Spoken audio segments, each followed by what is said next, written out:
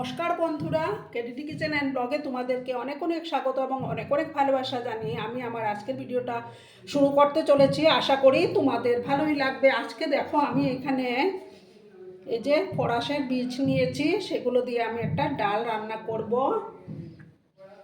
দেখো এগুলো আমি খোসা ছাড়িয়ে নিয়েছি। এবার আমি গ্যাসটা অন করে দেব। অন করে ওগুলোকে কিন্তু আগে সেদ্ধ করে নিতে হবে। দেখো একটা সসপ্যান আমি বসিয়ে দিলাম, ওইগুলোর মধ্যে এই ডালটা আমি ফেলে দিলাম। প্রথমে ভালো করে আমি এটাকে জল দিয়ে সেদ্ধ করে নেব।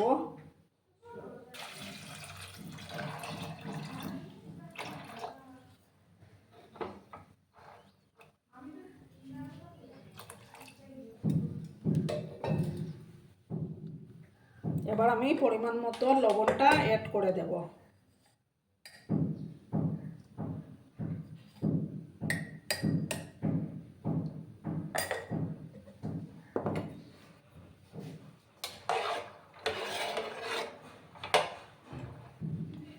এই ডালটা তোমরা কে কে খেয়েছো একটু কমেন্টে বলবে তো।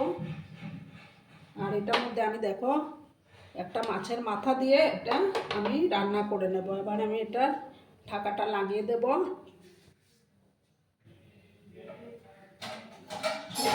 সেদ্ধ না অবধি আমি অপেক্ষা করব। মাঝে মাঝে ঢাকনা খুলে আমি দেখব। ঠিক আছে বন্ধুরা। আমি না এই যে ডালের সসপ্যানটা ওদিকের ওভেনে ট্রান্সফার করে দিয়েছি। আর একটা ছোটো কড়া নিয়েছি, আমি এই মাছের মাথাগুলো ভাজবো। আর এই যে ডালগুলো দেখো এরকম থাকে, ওগুলোকে আমি ওভারনাইট ভিজে রেখেছিলাম, তারপর সকালবেলা খোসা ছাড়িয়ে নিয়েছি।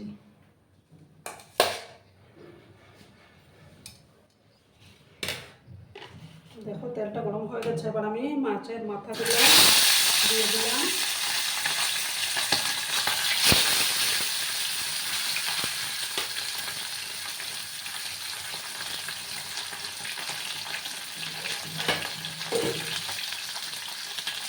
এটা খেতে কিন্তু খুবই টেস্টি হয়।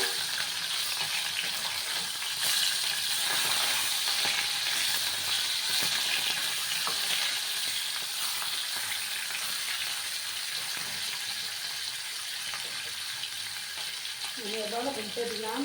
আর এই ডালটা, ফরাসের ডালটা না আমাদের আসামে বেশি উৎপাদন হয়। এটাকে ইংরাজিতে কিডনি বিনস বলে।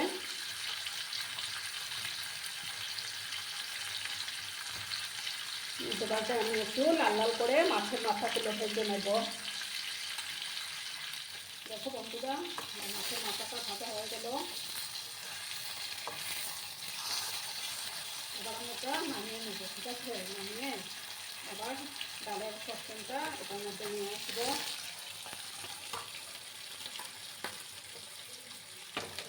ডালটাকে কুকারে দিলে না ডালটা বেশি গলে যায়, তার জন্য এভাবেই সেদ্ধ করে নিতে হবে।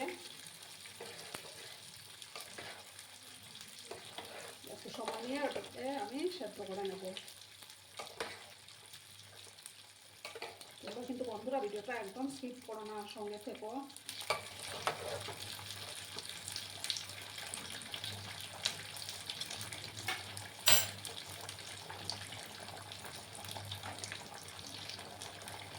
একটু সময় নিয়ে আমি এটাকে 5-7 মিনিটের মতো ভালো করে সেদ্ধ করে নেব।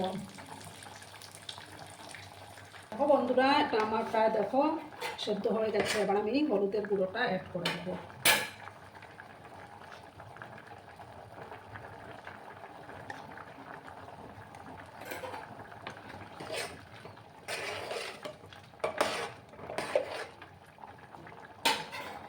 এবার আমি দেখো একটা প্যান আমি বসিয়ে দেব।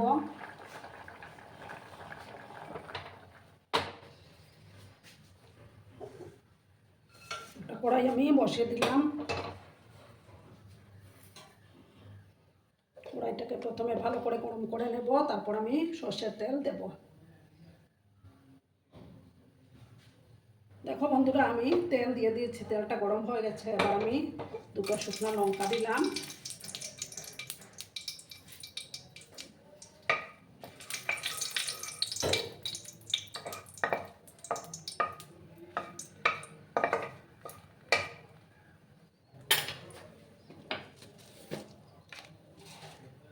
সামান্য দেখো আমি 1 চামচ থেকে কম 5 ফোড়ন দিলাম।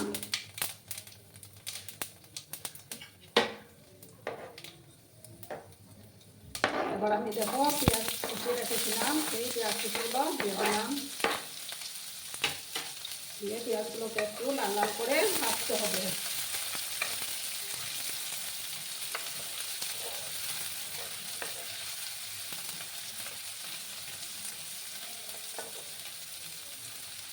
এই কোরআনজিতের ডালটা কিন্তু সিলেটিদের একটা জনপ্রিয় ডাল,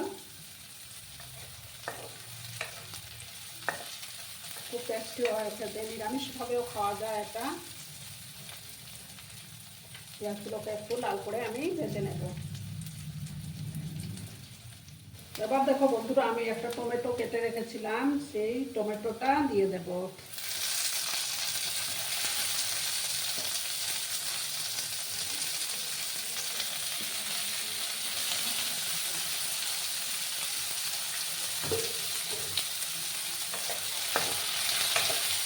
দিয়ে ভালো করে আমি কষিয়ে নেব।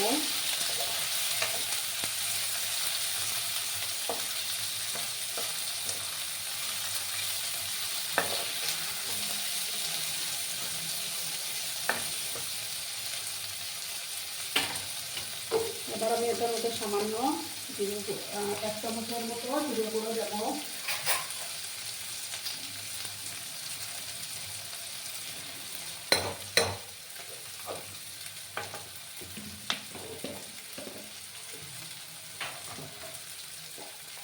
আর দেবো ছোটো চামচের 1 চামচ কাশ্মীরি লঙ্কার গুঁড়ো, তাতে কালারটা সুন্দর আসবে।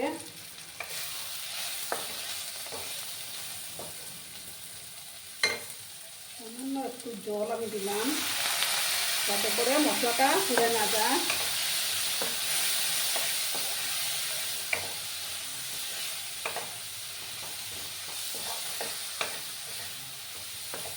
মশলাটাকে ভালো করে আমি কষিয়ে নেব।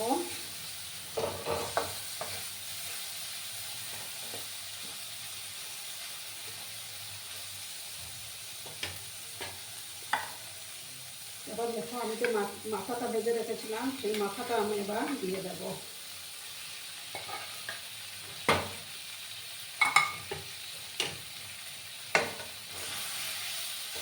একটু ভেঙে ভেঙে দেবো আমি।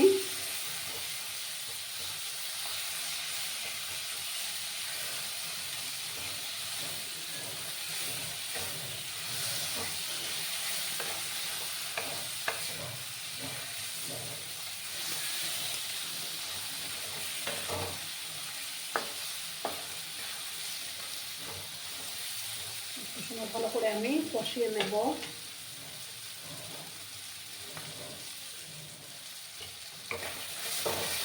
দেখো মশলাটা কষে গেছে, এবার আমি ডালটা দিয়ে দেবো।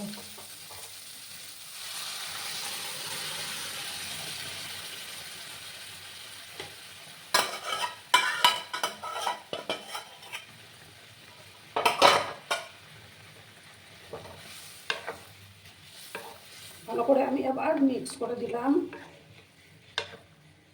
এই ডালটা খেতে কিন্তু বন্ধুরা দুর্দান্ত হয়।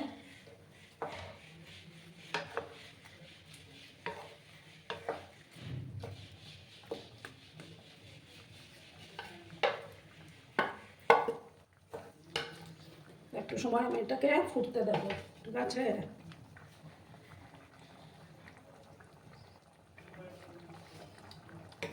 ডালটা দেখো খুব সুন্দর সুসিদ্ধ হয়ে গেছে। এই যে দেখো, ওরকম বেশি মানে কুকারে দিলে হবে কি, মানে একদম গলে যাবে, তার জন্য এইভাবে কড়াতেই সেদ্ধ করে নিতে হয়। দেখো 3টা চেরা কাঁচা লঙ্কা আমি এবার দিয়ে দেব।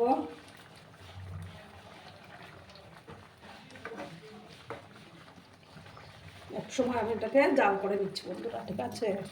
দেখো বন্ধুরা, এবার আমি এটার মধ্যে ধনে পাতা কুচি দিয়ে দেব।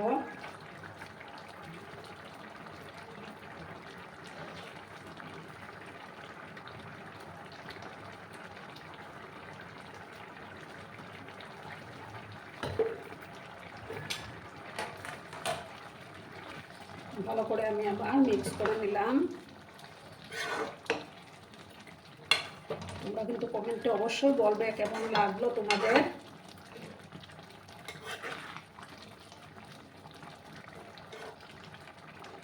এবার আমি কিন্তু গ্যাসটা অফ করে দিচ্ছি, অফ করে একটা বাটির মধ্যে আমি সার্ভ করে দেব।